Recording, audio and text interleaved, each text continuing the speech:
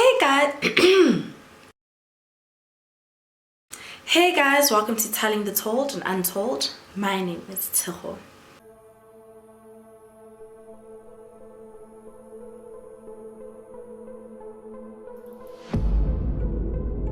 So today's case is the second episode of the Profiler Diaries and it's titled the Quarry Murder Series. On the 13th of January 2002, the body of an unidentified black woman was found. She was found laying face down. She was completely naked and she showed signs of severe decomposition. Her body had maggots in it and she also had dark black marks on her skin. Her cause of death could not be determined. On the 22nd of April, the next body was found. This woman was also found completely naked and her cause of death was blunt force trauma to her head. On the 13th of June, the third body was found. This woman was found floating in a small river. She was naked below the waist, but was found with a green jersey on that was lifted above her breasts. She had neatly braided hair and she had pink nail polish on both her hands and her feet. Her cause of death was blunt force trauma, and because she was in the water and was being eaten away by the animals in the water, she couldn't be identified. A couple of days later, on the 21st of June, another body was found in the same river. This woman was found wearing black pants and she had two green jerseys on. They found lorazepam in her body, which is usually used for depression, and lidocaine, which is a topical local anesthetic, and her cause of death was directed trauma to her liver.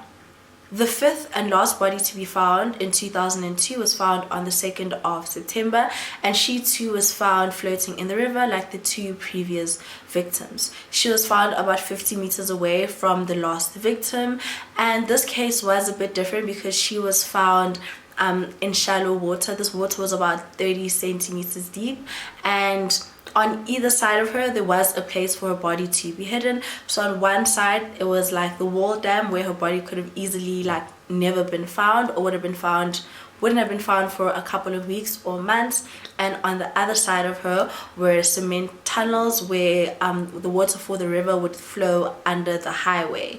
This woman was found wearing a colorful vest-like top as well as bright red pants, and her nails were also painted bright red. She was also found with a massive rock on the back of her torso, and it also covered a bit of her right upper arm. The woman also suffered no genital injuries, and Gerard then explains that this isn't uncommon for adult rape victims, which I thought was interesting, for there to not be any genital instruments. She was also menstruating at the time of her death, and because of these two factors, I assume that the forensic pathologist didn't want to do a genital swab because of those reasons. But then the investigative officers that were there did ask her to do the DNA swab just in case they would find something, and this would prove to be vital towards the end of the case. After this, Gerard then explained the psychological profiling that happens. The first thing is that the woman was found 50 meters away from the previous victim. She was found with a massive rock on her. The water wasn't that deep. It was only about 30 centimeters deep, which really isn't that much. On either side of her, her body could have easily been hidden, and she was wearing bright red pants. So Gerard says because of these factors, they assume that the suspect wanted her to be found because she could have easily been seen from the highway or someone just walking past and looking down. And he says the two main reasons that the victim was placed where she was and where she could easily be found is, number one, maybe the suspect wanted to be there when the police officers find the body and just see how they go about taping up the scene, where they put the body, just things like that, maybe just to see their investigative skills. Or the second reason was that he thought they were taking too long to find the body, so he just wanted to make it easier for them. I hope that makes sense. So he just wanted it to be easier for them to find the bodies. So after the 5th body is found, nothing happens for about 4 years. So there are 3 main reasons why a serial killer stops killing. The first one, which seems like the most obvious one, is that they died, which is why the killings obviously stopped. The second one is that they were incarcerated for a completely different crime and they weren't related to the crimes that were currently happening. And the third reason is because something significant happened in their lives. So for example, there's an episode in Criminal Minds where there was a serial murderer going around and then he stopped killing for a really long time, I think about a decade, and then eventually he started killing again. So they assumed that maybe it was just a copycat killer, but later on they found out it was the same man. And the reason why he stopped killing for such an extended period of time is because he got married and he had a child. So these 2 things completely took away his time to do these killings. And after a couple of years, when his child was older and could probably just take care of themselves more, that's when the killings started up again. So now it's January 2006 and Detective Warrant Officer Buti Baloyi has 2 dockets of women that were found murdered and completely naked in a quarry. So he took this to, I think, Claret's team to tell them about these 2 bodies, and he thought that they might be related and it could possibly be a serial killer. He didn't know about the killings that had happened in 2002, but all the other officers did. So because of this, they thought that the crimes could have been related. The 2 bodies were found in an open pit quarry in a township. I don't know how to pronounce the township name, so I'll just put it here. And it was along the R55. Also, the bodies had been found only 2.8 kilometers away from where the other previous bodies had been found in 2002.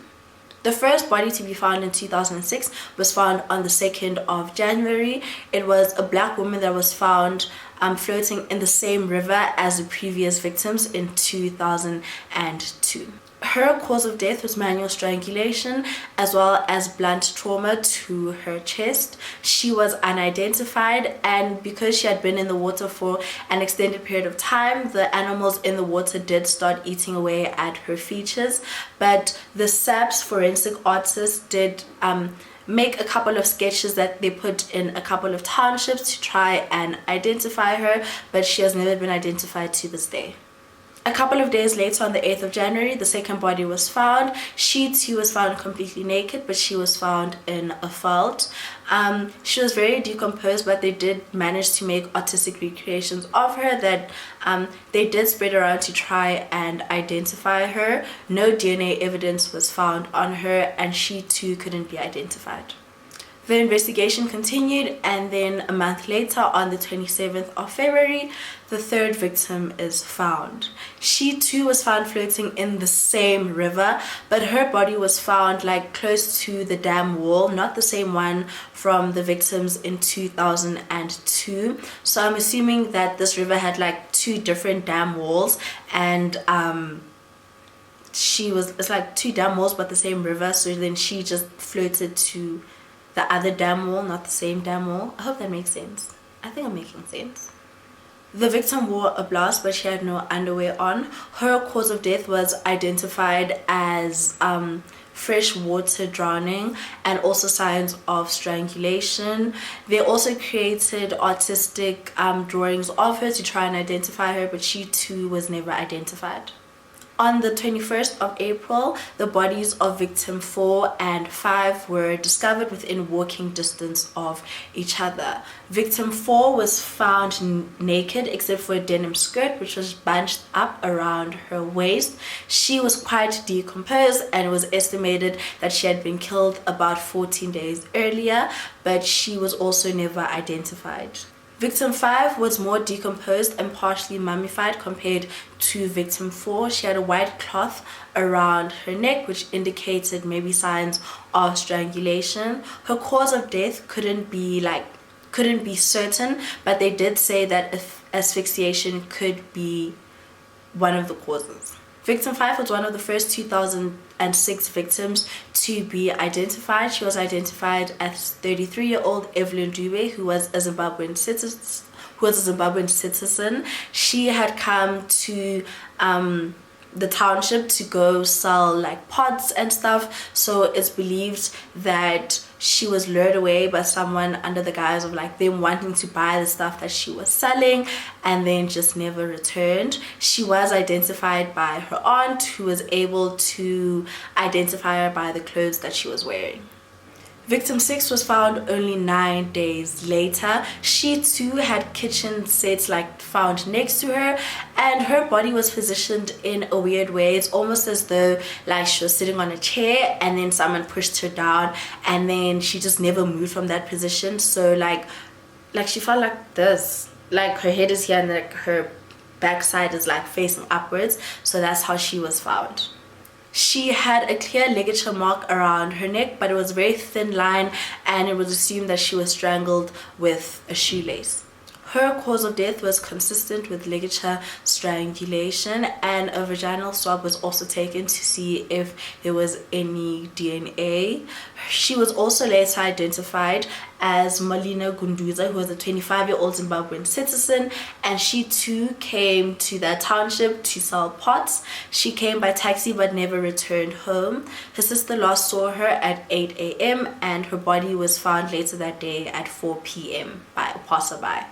After months of Gerard trying to form a task team that would focus specifically on the murder case, the murder series that was currently happening, the task team was finally formed on the 22nd of May, and to his surprise, he was the head task leader member. And for him, this is one of the reasons why this case stands out to him, because as like a police psychologist or like profiler, they're not usually the head detectives of the case. So for him, this was like a very big thing, but also came with a lot of pressure. A couple of days later, on the 29th of May, this task team had their first like briefing. So they had pictures up on the walls of the victims, the locations, and they basically just talked about the victims, where they were found, and then they decided that it would be better if they all went to go visit like the different locations where the bodies were found, just so that everyone could have a better understanding of the cases. So after this, they went to the quarry where the other bodies were found. I think victim 4 and 5 were found. So they got there, they got to the gate, and then the security guard came up to the window and he asked them like, oh, what are you doing here? And they replied that they were there for the like a murder investigation. And the security guard replied like he was surprised that they had arrived so quickly, and they were kind of like surprised like why he would say that. So they drove in, and the security guard pointed to 2 guys that were like standing on like the side of him, I'm assuming, and then he was like, oh, these are the 2 guys that found the body. And Gerard and the person he was with were very confused, like maybe he's talking about the body that was found like a couple of weeks earlier. And then after, the security guard pointed at one of the guys and was like, okay, he'll show you where he found the body.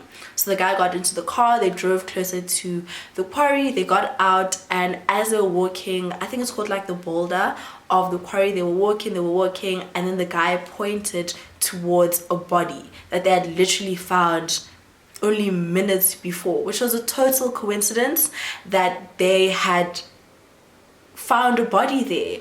So what happened was that these 2 men were walking around, they found this body, they went to the security guard to go tell him. The security guard called the police officers to say there was a body, and literally within minutes, Gerard and his partner arrived.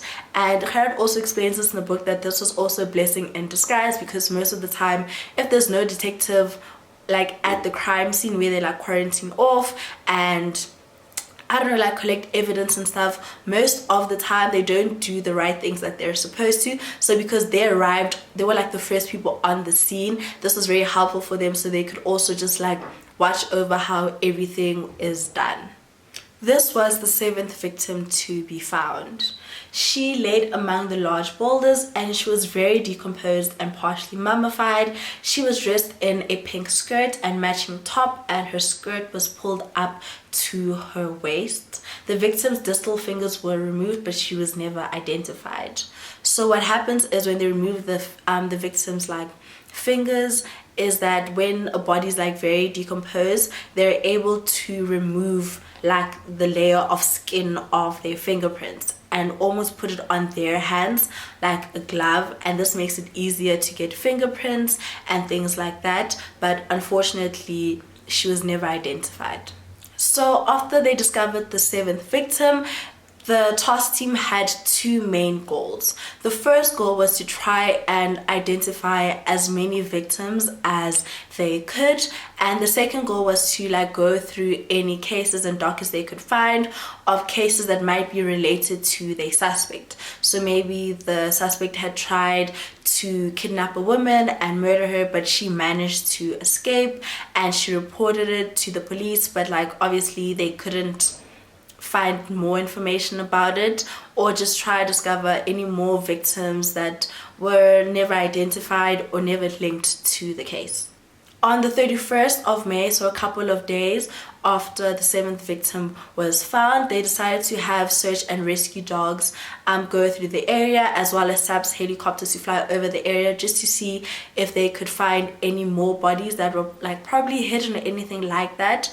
And even though this wasn't fruitful, like they didn't find anything, it was still helpful in the sense that if any other bodies were to be found at a later stage, it will help them have like a cutoff date of when this body would have most likely been left. So they knew that they did the search on the 31st of May. So if a body was found maybe within the next week, they would know that okay, she probably disappeared on this day, and it would make it easier for them to go through missing persons reports and identify the victims. 2 months later, the 8th victim was found on the 31st of July. This victim was found only wearing a black bra that had been lifted to expose her breasts, and she was in an advanced stage of decomposition. There were also 3 penetrating skin wounds which were round and pin-like, and they thought maybe it was like a screwdriver that was used to stab her. Her cause of death could not be identified, but fortunately this victim was later identified as Selina Mtlangu. Selina was reported missing on the 29th of May. She had went to Centurion from KwaMhlanga on the 22nd of May after someone named Jabu had offered her a job. So she went there with her boyfriend. Her boyfriend's name was Gerard Mtlangu. It says boyfriend in the book, but they have the same surname, so I don't know, maybe they just aren't related, but they have the same surname. But yeah, I thought it was very weird. But basically they went down to Centurion, and after this, Jabu said that Selina must go to his place and that they'll like discuss everything. So she left her boyfriend Jerry there, and a couple of moments later she came back, told him that everything was fine, he didn't have to worry, and that she'd see him later at home. But unfortunately she never did make it home. After discovering this body, Gerard was like walking around the area trying to find more evidence, and literally had he walked like 20 meters further than where he stopped, he would have found the second body that was found that day. And even though he wasn't the one to have found the body, it was still found the same day, which is good news. And this was the 9th victim. This victim was wearing a white bra that had been pulled up. She also had on ankle boots and socks. She also had multiple pin-like stab wounds. She had 5 to her neck, 12 to the chest, 5 to the abdomen, and some of the stab wounds had gone through her heart, which was most likely the cause of death. But unfortunately, she too was never identified. On the 8th of August, a mass funeral was held for the 5 unidentified victims, and about 300 people attended this, and it was later discovered that the suspect also attended this funeral. After a couple of weeks of searching for Selina's boyfriend Jerry, they finally found him at the Mamelodi shopping center. So they received a tip-off that he was there, so they went there, they found him. They found out that he lived in a hostel in Mamelodi as well, so they went to go search his room for any evidence of Selina or like her cell phone, but they found nothing. But there was still a bit like suspicious of him because obviously they couldn't find him for weeks after his girlfriend had went missing. So they took his DNA, ran it against that they found from the other victims, and it wasn't a match. On the 1st of September, the 10th victim was found. She was discovered at 9 a.m. that morning, and she was the freshest body that was found. So basically, that's good news because it would make it easier for the autopsy and to identify the victim. And by freshest body, I mean that she probably wasn't deceased for a long period of time before she was found. She was identified as 38-year-old Elizabeth Mabasa, who was a domestic helper in the Mooigrove area, which is in Pretoria East, and she was last seen on the 30th of August. Her cause of death was strangulation, blunt force trauma, as well as blood loss. It was also discovered that she was about 10 to 12 weeks pregnant when she was killed. Gerard explains that the South African law says that a fetus or even a full-term unborn baby is not considered a person. So if someone is to murder a mother and her unborn child, then the person can't be charged for 2 murders. They're only charged for the mother's murder, which I thought was very interesting. So even if the woman is like 9 months pregnant, the guy can't be charged for double homicide. Damn, double homicide. I'm so sorry. Finally, on the 5th of September, the task team received a phone call from the SAPS Forensic Science Laboratory, and they had a DNA match. So remember the last victim that was found in 2002, the one that was wearing bright red pants? They took a DNA swab from her, and her DNA matched a case that had happened in the same year that she was found, September 2002, and it was a case of an attempted rape of a little girl. So at the time of the case, the suspect's DNA had been taken and loaded into the DNA system for DNA analysis, and this suspect was identified as Richard Jabulani Nyauza, and he had attempted to rape his girlfriend at the time's 9-year-old daughter. He has spent some time in jail because he didn't qualify for bail, and eventually he went to trial for the attempted murder of this 9-year-old girl at the magistrate's court. So at the time, the magistrate's court only had a limited amount of sentences that they could hand out. So they did find him guilty, and after this the case was referred to the High Court, and at the High Court they basically overturned this guilty verdict, and he was basically found not guilty at the end of it, and then he was released in November 2005. So this explains the hiatus that happened between the 2002 murders and the 2005 murders. After having Richard as a suspect, they did run his DNA against all the other victims that were found in 2006, and it was a match. So they knew they had his guy, and literally after they found out that he was incarcerated for a certain amount of time and was released, this also just showed that sometimes you can go to prison but you can't be rehabilitated back into society. Literally less than 2 weeks after Richard was released from prison, he murdered again. So after finding out Richard was their guy, they went to the woman, his ex-girlfriend, to see whether she knew where he lived, and she did. So Richard lived on the eastern edge of that township, and where he lived was barely 1 kilometer away from all the crime scenes from the 2006 murders. So he lived in an RDP house. When he was arrested, his brother lived there for some time, but once he was released, his brother went to his own home and then he lived there. So they were tracking Selena, who is victim number 8's cell phone. They were tracking her cell phone, and they could basically just see where it was going. So they put someone at a shebeen, which was close to where Richard lived, and then the other task team members were at a garage that was like really close to where Richard lived.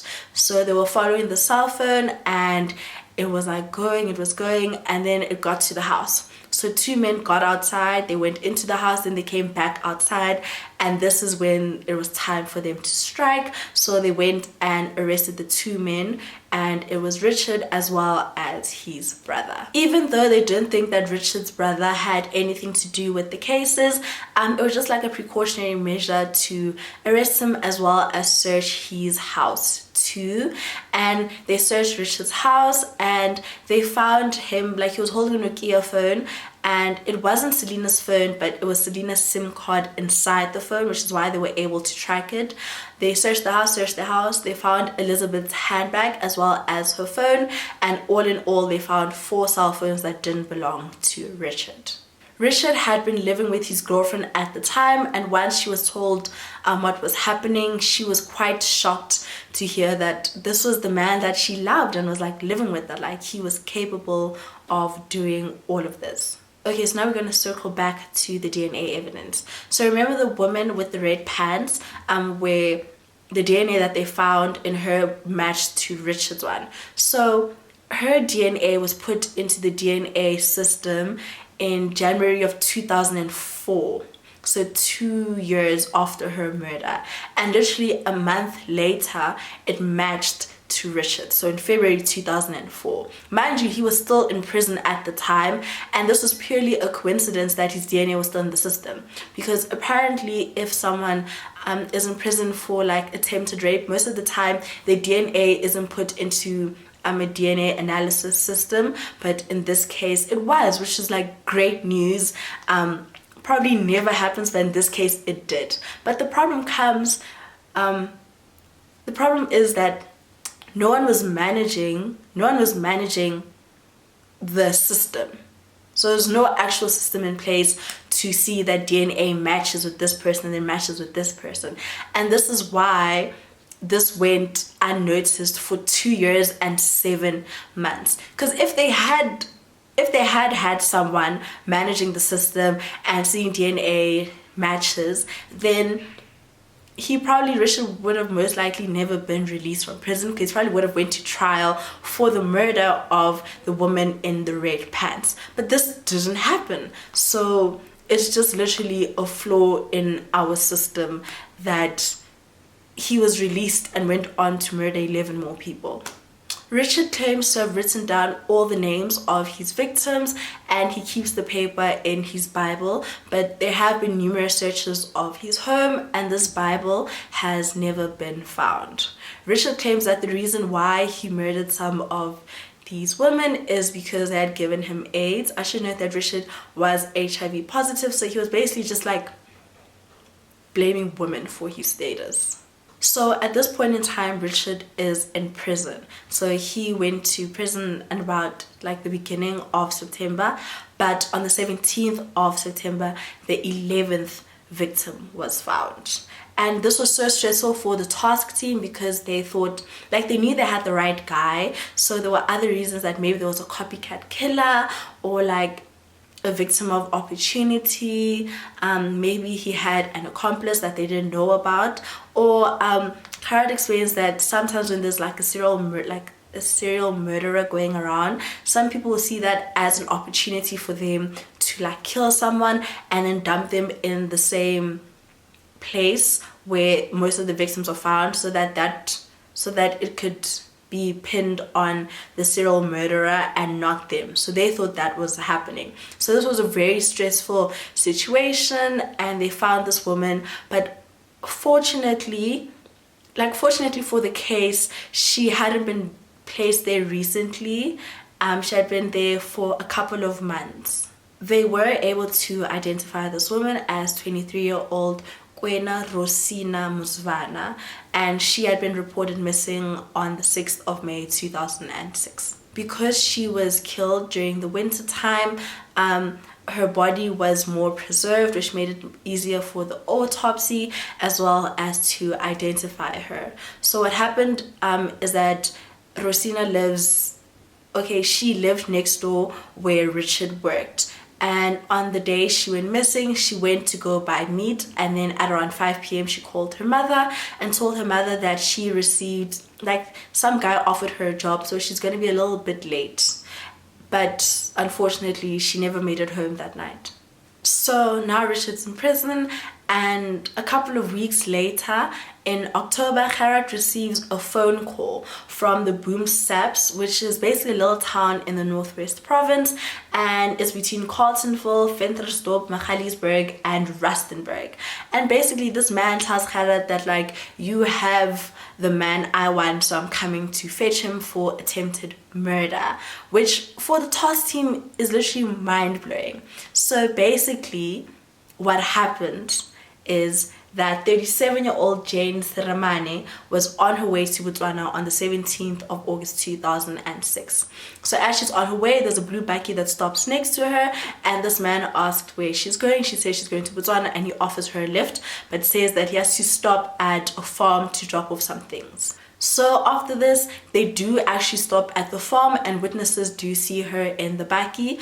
After this, they leave. So they're going down the road, and then he just turns into like some random road on the side, and then he gets out and goes to her side of the door, opens the passenger door, takes a screwdriver and starts stabbing her in the chest multiple times. He then tells her to get into like the bakkie at the back, lying face down, takes her shoelace and ties her hand, and then ties her hands.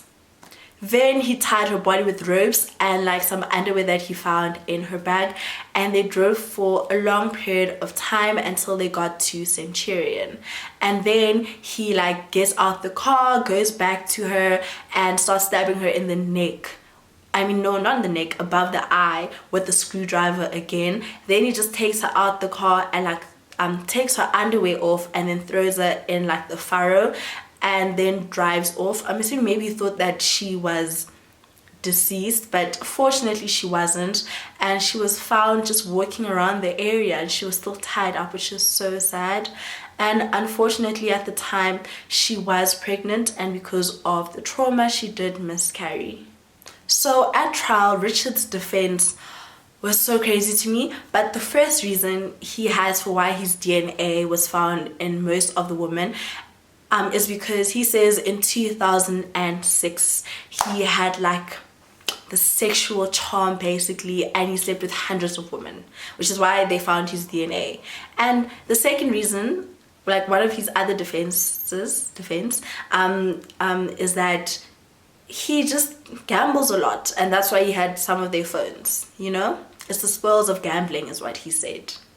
Despite Richard's defense, he was found guilty, and Richard Jabula Nyawiza was sentenced to 16 terms of life imprisonment for the 16 murders, 80 years for 4 rapes, 45 years for 3 robbery charges with aggravated circumstances, and 15 years for attempted murder. So in total, he was sentenced to 16 life terms and 140 years.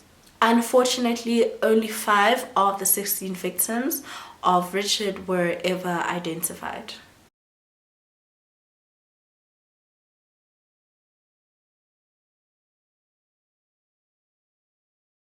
And that's it for today's case. If you guys have any comments, please leave them down below, and I'll see you guys next time. Bye!